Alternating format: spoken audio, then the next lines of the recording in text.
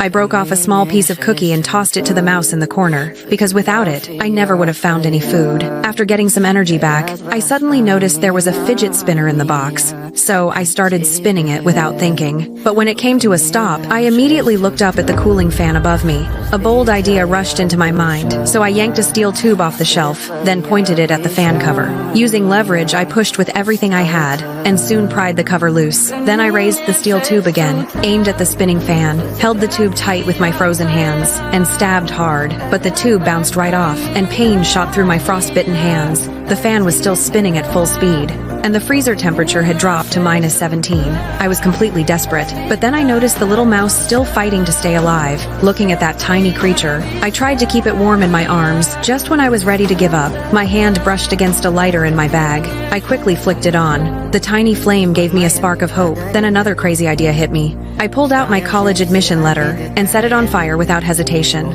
The big flame warmed me instantly, but it still wasn't enough. So I tore out pages from my textbooks one by one. The growing flames brought a huge wave of heat. I finally felt warm again, and the freezer temperature started rising. Just when everything seemed to be improving, thick smoke made me cough hard. As a college student, I suddenly realized I could suffocate in here, so I quickly smothered the fire using cardboard. The moment the flame went out, a blast of cold hit me again, but the next second, I spotted something in the burned scraps that could save my life. A picture of an igloo gave me instant inspiration, so I forced myself up with all my strength and started moving boxes around non-stop. After constant effort, I managed to build a tiny makeshift igloo. It wasn't airtight at all, but it blocked most of the freezing wind. Then I curled myself inside the cramped space, kept flicking the lighter, hoping that small flame would help me hold on until rescue came.